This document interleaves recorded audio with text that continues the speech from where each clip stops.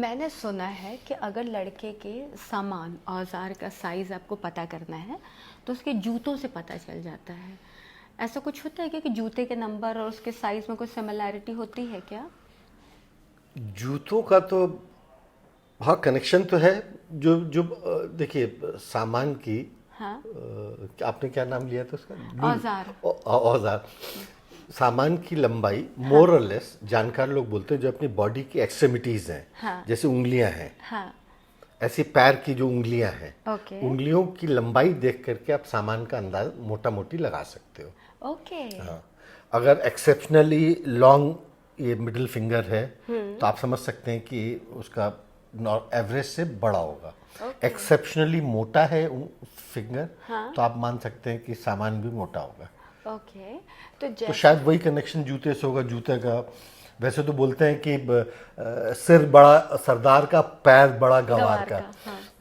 वैसे तो बोलते हैं ऐसा, लेकिन ये तो सच है, बॉडी के एक्सट्रीमिटीज से आप अंदाज लगा सकते हैं। तो अभी जैसे बहुत सारी लड़कियां डर गई हैं कि अगर लड़के के साथ पहले सो जाएंगी तो लड़का शादी नहीं करेगा।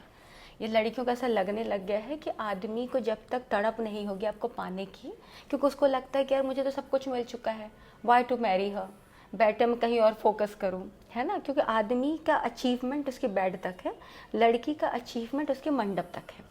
तो अभी लड़की को डर है कि यार अगर मैंने दे दी, लेकिन उसे देना भी ज़रूरी है, वरना साइज़ का पता कैसे चलेगा? मान लीजिए शादी के बाद इत्तू सा निकल गया तो क्या करेगी?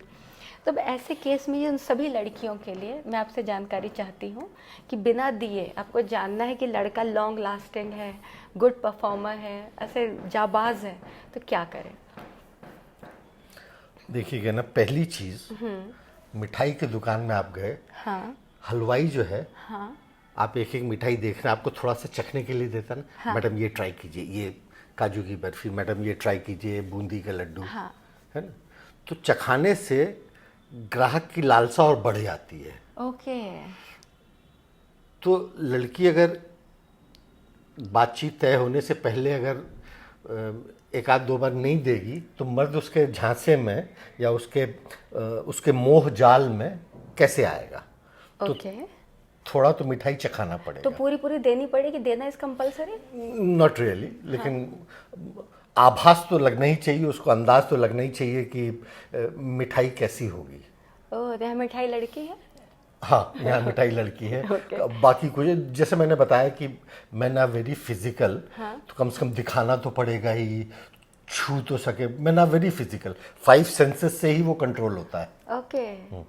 And main, this is very true, truly said, main think with their Dick. हाँ। कई लोग, मर्द लोग मेरे इस बात को सुन करके बहुत खुश खफा होंगे, होंगे। नहीं खफा होंगे, गुस्सा होंगे कि साले तुम हम लोग को कमतर करके यहाँ कर रहे हो। But it is a truth, man think with their Dick. अगर आपको कोई भी औरत, मैं बोलता हूँ, मर्द से वो काम करवा सकती है जो उस मर्द से कोई और नहीं करवा सकता। ओके। ये एकदम सच बात है। काम करवाने के तरीके और हो सकते हैं, लेकिन उसको अपनी खूबसूरती का जलवा बिखेरना पड़ेगा। आदमी कोई भी काम करेगा। जो सेकंड वर्ल्ड वॉर वगैरह टाइम में सुनते हैं ना, जो ये हुआ करती थी महिला, उसको क्या बोलते थे, वैश्यालय।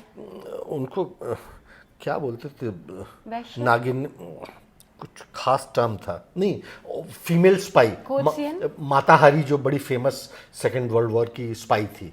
वो हर एक जर्मन हाई रैंकिंग ऑफिशियल के साथ सोती थी, और सोने के बाद जब आदमी चित होकर सोया था तो जाके उसके सीक्रेट डॉक्यूमेंट्स फोटो वोटो करके भेजती थी। ओहो, और माताहारी बड़ी फेमस थी। और ये वैलिड प्रूफ है उनको फिर? हाँ, ये तो रिकॉर्डेड प्रूफ है माताहारी का। तो लोग बाग विश कन्याएं, और इससे आप मतलब 1700 1600 में एडी वगैरह में जाएं तो विश कन्याएं बड़ी फेमस थी हिंदुस्तान में। राजाओं के बीच में विश कन्याएं भेजते थे। ओके। चाणक्य, इसने ये विश कन्याएं भेजता था। हाँ। हाँ। तो औरत का जलवा ही वैसा है, वो आपसे, मर्द से वो काम करवा सकती है जो कोई और नहीं करवा सकता, और उसके लिए उसको जलवा बिखेरना पड़ेगा औरत को।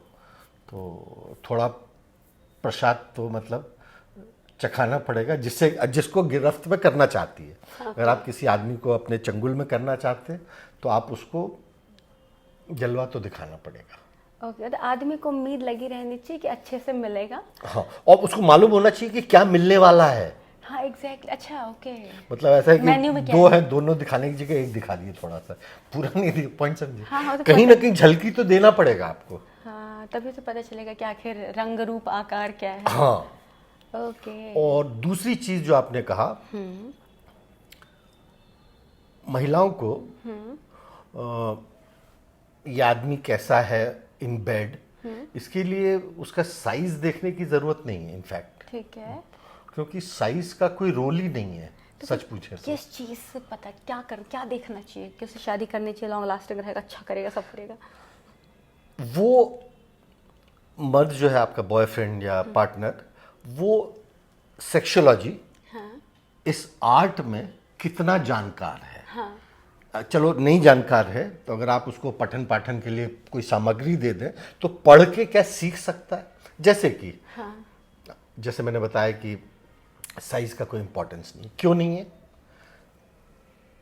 जो मर्द जो जानते नहीं है, हम जानते हैं कि मर्द के पास एक ही ऑर्गन है, शुष्न, हाँ, पेनिस, शुद्ध हिंदी में, संस्कृत में शुष्न, नुन्नू। या नुन्नू थोड़ा कम था। हाँ, तो शुष्ण, अब शुष्न पी वाला हिंदी का शब्द शब्द ना है। कहें। हाँ हाँ हाँ, शुष्न।